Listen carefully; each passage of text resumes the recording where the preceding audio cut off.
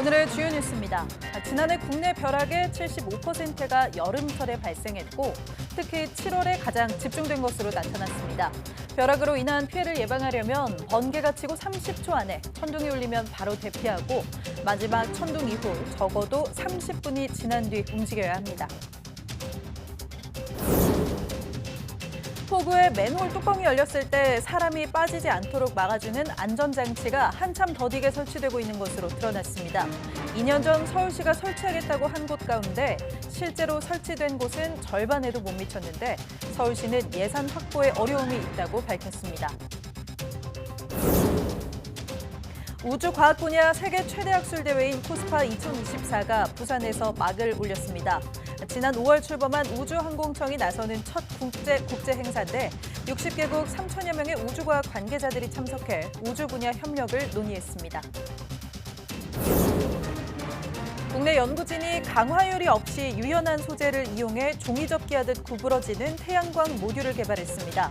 모듈의 작동 방식도 완전히 바꿔 그늘이 지더라도 많은 전기가 만들어지도록 했고 화재 가능성도 낮췄습니다.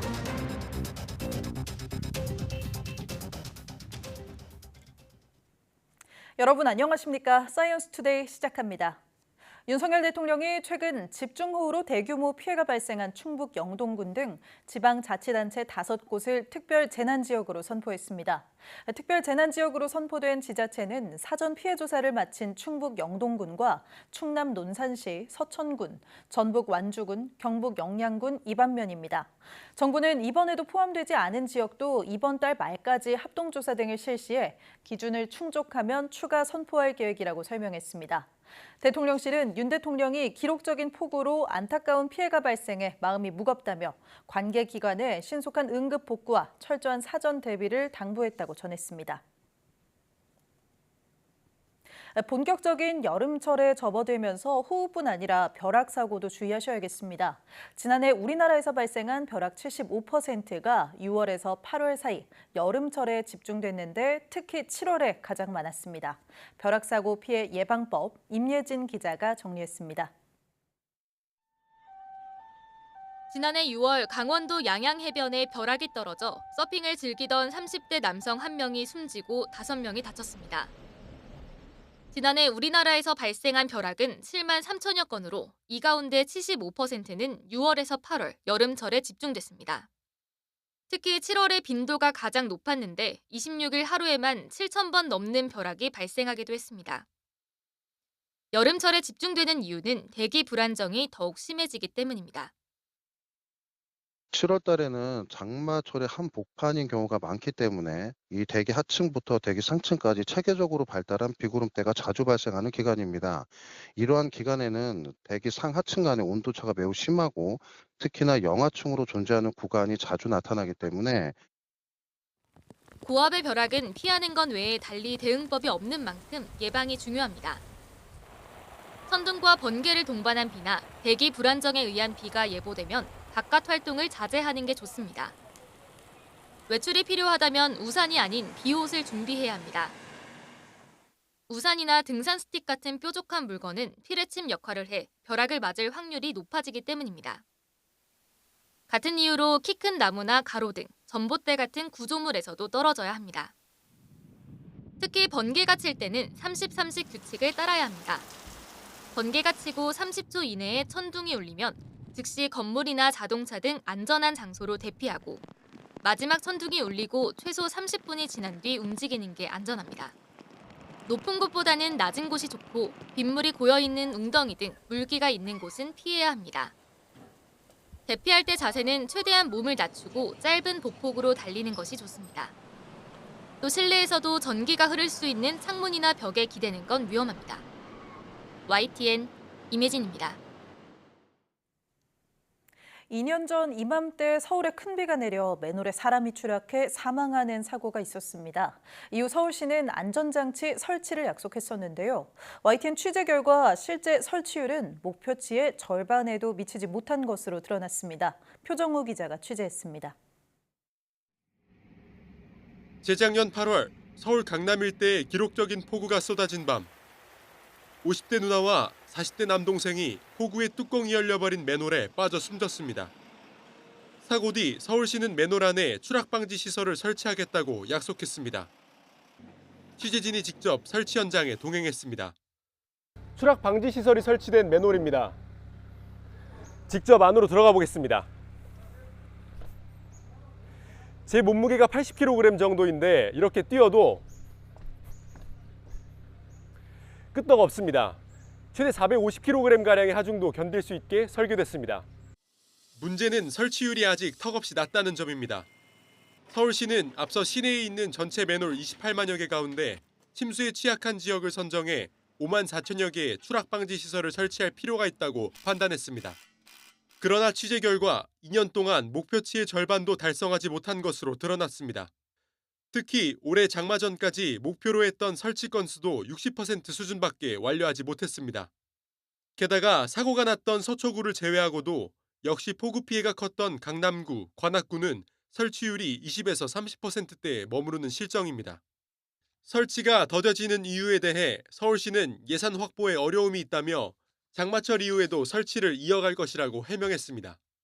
전문가들은 낙엽과 담배꽁초와 같이 맨홀의 역류를 유발하는 요소도 관리할 필요가 있다고 지적합니다.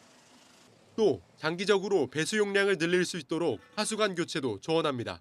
이제 장기간에 걸쳐서 계획을 세워서 배수 용량 이런 것을 하는 거 맞고, 그 대신에 좀 위험성이 높은 곳은 미리 그 맨홀 주위에 안내 표지판을 설치해서 올여름 평년보다 이르게 장마가 시작된 가운데 철저하고 신속한 대비가 필요하다는 지적이 나옵니다.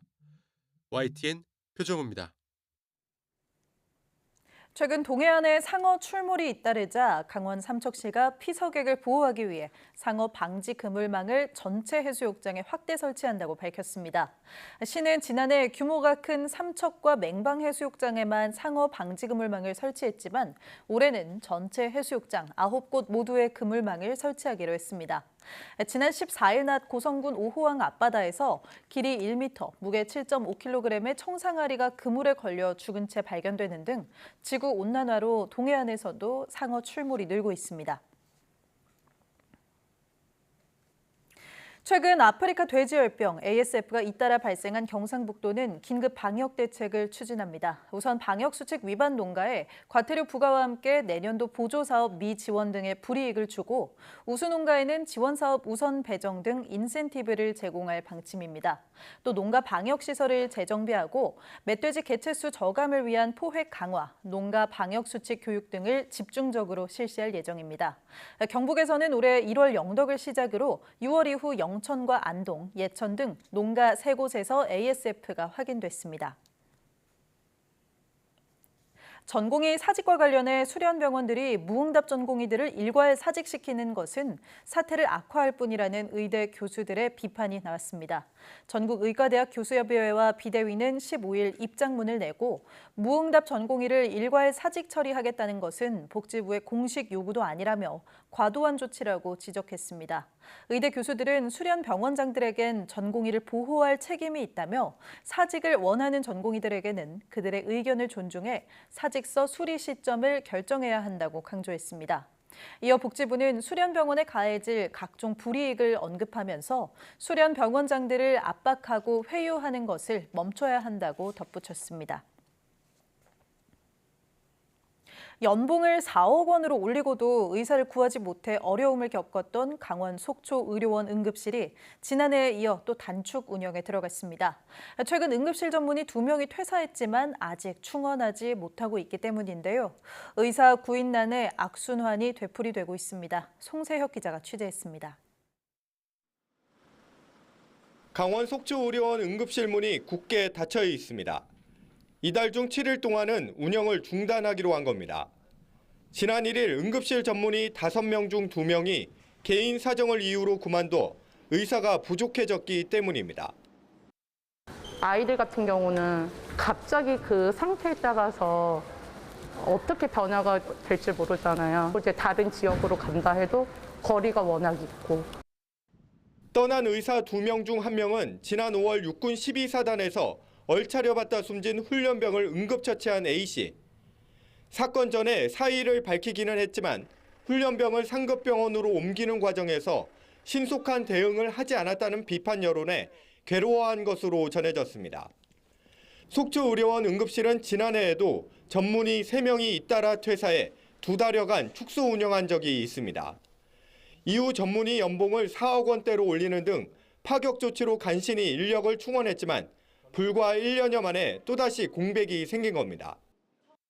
속초의료원은 올 초부터 전문의 채용 공고를 10여 차례나 냈지만 아직 한 명도 충원하지 못했습니다. 특히 의료계 집단 행동이 길어지면서 채용에 더욱 어려움을 겪고 있습니다. 중증 환자분들이 이제 강릉 아산이나 연세 세브란스 병원으로 이송하는 것들도 협력 체계를 좀 구축하려고 지금 논의도 하고 있고. 응급실 파행 운영을 근본적으로 해결할 방법이 마땅치 않다 보니 환자들의 불편은 당분간 이어질 것으로 보입니다. YTN 송세혁입니다.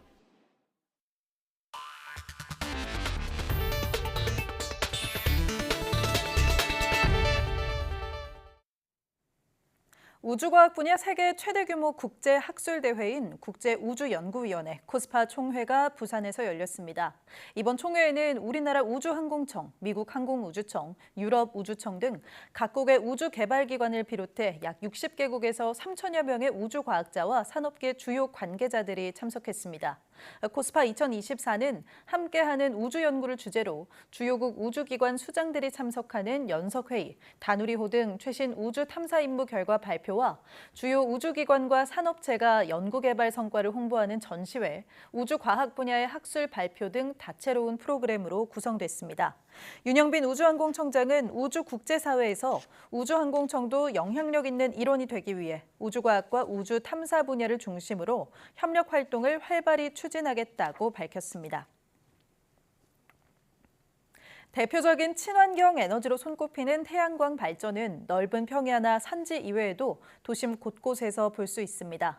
문제는 태양광 시설이 자연을 훼손하기도 하고 건물에 설치했을 땐 효율이 떨어지고 또 화재 위험까지 있었는데요.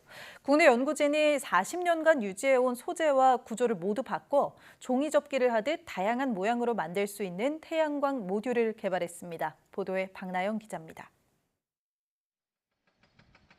탁 트인 부지에 태양광 발전 시설이 줄지어 설치돼 있습니다. 기존 태양광 모듈은 태양열을 받아 전기를 만드는 셀이 한 프레임 안에 여러 개 배치돼 있는데 비싼 강화 유리와 플라스틱 소재의 필름으로 셀들을 감싸는 적층 구조 형태입니다. 태양광 모듈에 그늘이 지면 효율이 떨어지고 내부적으로 전류가 막혀 화재 위험도 커집니다. 이 때문에 태양광 시설은 장애물들이 많은 도심이 아닌 한적하고 넓은 공간에 주로 세워졌습니다. 그런데 국내 연구진이 종이 접기하듯 태양광 모듈을 여러 가지 형태로 만들 수 있는 기술을 개발했습니다. 핵심은 40년 이상 이어져 온 태양광 모듈 제조 방식을 아예 뒤바꾼 것으로 기존의 유리 없이 실리콘으로 셀을 하나씩 밀봉해 구부릴 수 있게 만들었습니다. 덕분에 다양한 형태의 도심 건물은 물론 벤치와 차광막 등에도 붙일 수 있습니다. 모듈의 전기적 연결도 기존 직열에서 직병열 혼합 방식으로 바꿔 모듈의 그늘이 져도 높은 출력을 유지해주고 화재 가능성도 줄였습니다. 기존의 태양광 커다란 셀 대신에 그것들을 잘게 쪼갠 그런 태양 전지들을 이용해서 좀 더 효율적이고 좀 더 다양한 환경에서 사용할 수 있는 그런 태양광 모듈을 개발하게 되었습니다. 또 태양전지에 형상기억 합금을 부착해 모듈이 해바라기처럼 태양을 따라 스스로 모양을 최적으로 바꿔 전력 생산량을 60%가량 높였습니다. 가연성의 플라스틱 소재를 저희가 난연 소재로 대체를 하였기 때문에 전기적인 절연성과 그리고 내구성이 높다는 점이 있습니다. 연구진은 후속 연구를 통해 새로 개발한 유연 태양광 모듈의 활용 범위를 넓혀간다는 계획입니다. 이번 연구 결과는 영국 왕립화학회가 발간하는 에너지 분야 과학저널 표지 논문에 실렸습니다. YTN 사이언스 박나연입니다. 쓰고 버린 전기차 배터리를 활용해 일반 정류장에서 스마트 정류장으로 바꾼 곳이 울산에 첫 선을 보였습니다. 에어컨 같은 편의시설을 마음껏 활용하고도 전기요금은 오히려 크게 줄었다고 합니다. 오태인 기자가 취재했습니다. 버스 정류장 안에 에어컨이 가동되고 시원한 공기가 가득합니다. 버스를 기다리는 짧은 시간이지만 바깥 열기를 금세 식힙니다. 휴대전화 무선 충전기는 물론 쓰레기를 담는 봉투도 마련됐습니다. 편의시설이 전혀 없던 일반 정류장이 다양한 시설을 갖춘 스마트 정류장으로 변신한 겁니다. 지금 장마철이고 여름이고 꿉꿉하고 습하고 더운데 아무래도 에어컨이라 저렇게 또 있으니까 또 기분도 좋고 좀 시원하고 뭔가 이렇게 대접받는다는 느낌. 개조된 스마트 정류장 전기는 외부에 설치한 전기차 폐배터리에서 가져옵니다. 낮에는 태양광으로 생산된 전기를, 밤에는 싼 전력을 배터리에 저장해 전기가 많이 필요한 시간에 공급하는 겁니다. 폐배터리를 재활용해 전기를 효율적으로 써 기존 스마트 정류장보다 전기 요금이 65% 이상 줄었습니다. 올해 안에 한두 개 정도를 추가로 시범 설치하고 내년부터 국시비 공모 사업 등을 통하여 앞으로 3년간 본 기술을 바탕으로 현재 19개인 스마트 버스 승강장을 38개까지 대폭 확충해 나갈 계획입니다. 전기차 폐배터리를 버스 정류장에 재활용한 건 울산 북구가 전국에서 처음입니다. 탄소 배출을 줄이고 예산도 아끼는 새로운 시도가 주민들 마음도 사로잡을지 주목됩니다. YTN 오태인입니다. AI의 키워드를 학습시켜 사진을 생성하면 원작과 어떤 차이가 날까요? 과학기술과 결합하며 독립된 시각예술로 발전한 프랑스 현대 사진전이 열리고 있습니다. 밤을 주제로 엮은 화제의 사진전까지 김정아 기자가 보도합니다. 사진거장 만레이의 눈물. 그런데 어딘가 어색합니다. 에드워드 웨스턴의 누드 사진도 자세히 보면 손가락이 6개의 다리 굴곡도 기묘합니다. 사실 이 사진들은 프랑스 현대 사진작가 2명이 인공지능을 학습시켜 나온 결과물로 인공지능의 한계, 표절 문제 등을 지적합니다. 동굴 속 돌의 결정체를 고성능 렌즈로 확대해 찍었더니 마치 추상화 같은 사진이 완성됐고, 열화상 카메라를 거친 30대 젊은 작가의 이 사진은 개성이 넘칩니다.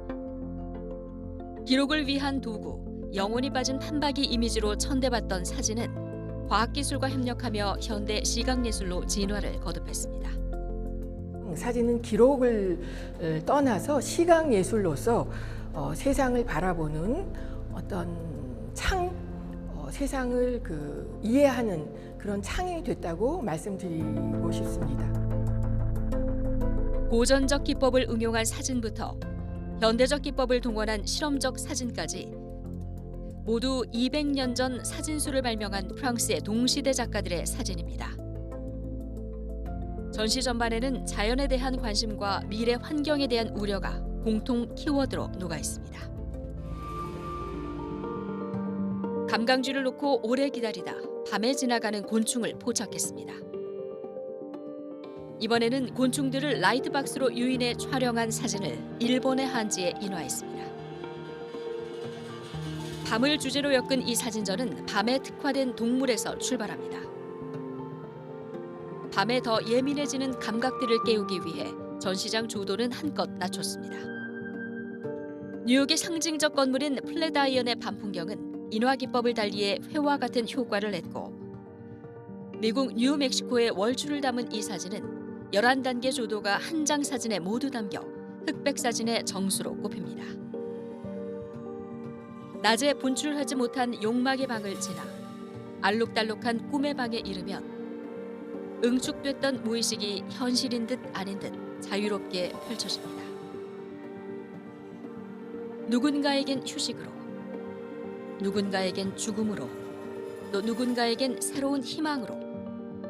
사진 전문 미술관 뮤지엄 한미가 기록한 이번 전시는 밤 끝자락에 대한 해석을 관람자 개인의 열린 결말로 남겼습니다. YTN 김정아입니다.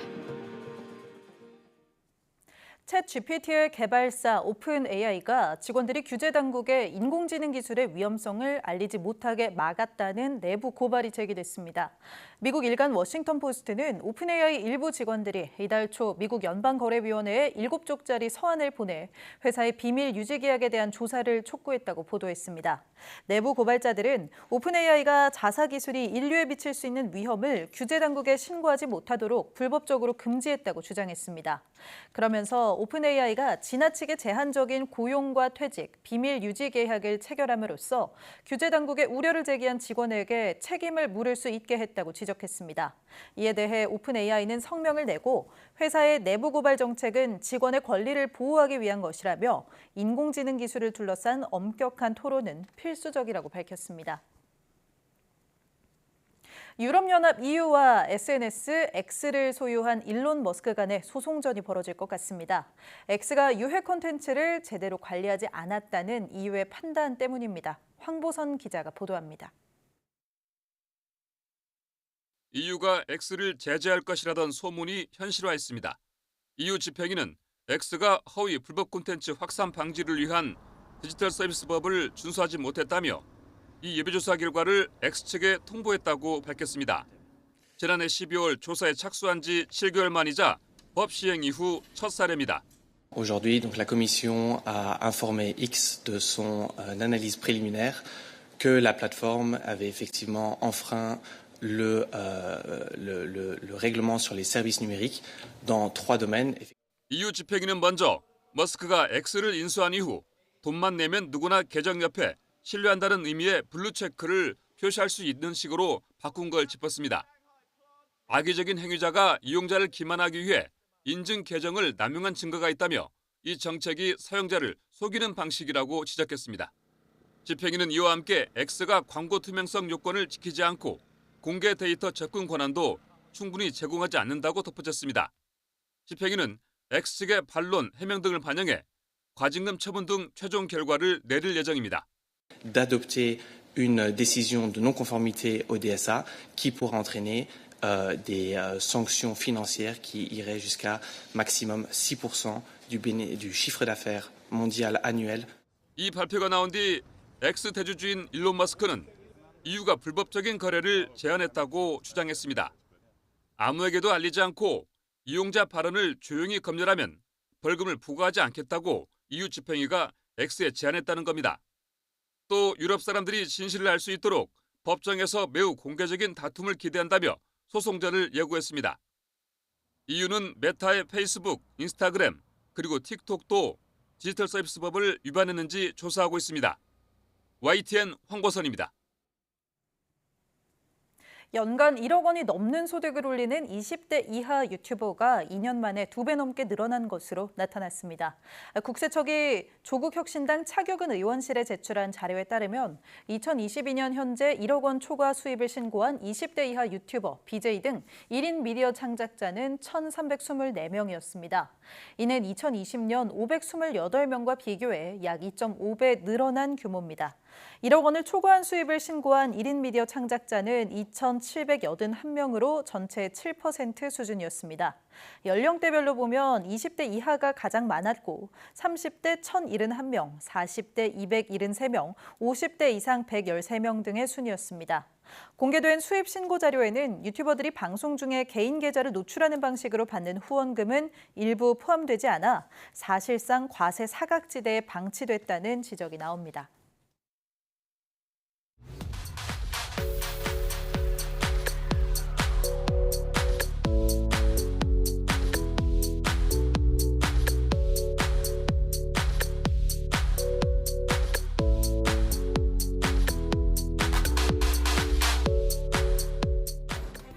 오늘 전해드린 스마트버스 승강장 소식처럼 전기차의 폐배터리를 재활용할 수 있는 방안들이 나오고 있는데요. 폐배터리라는 말이 무색하게 초기 성능 대비 70% 정도의 용량을 계속 사용할 수 있기 때문에 이렇게 다른 곳에 활용하면 최대 10년까지 사용할 수 있어 농업용 전기차나 캠핑용 충전기 등에도 쓰이고 있습니다. 앞으로 더 늘어날 전기차 수요만큼 폐배터리 관련 활용 방안도 더 다양해지기를 기대해 봅니다. 뉴스 마칩니다. 고맙습니다.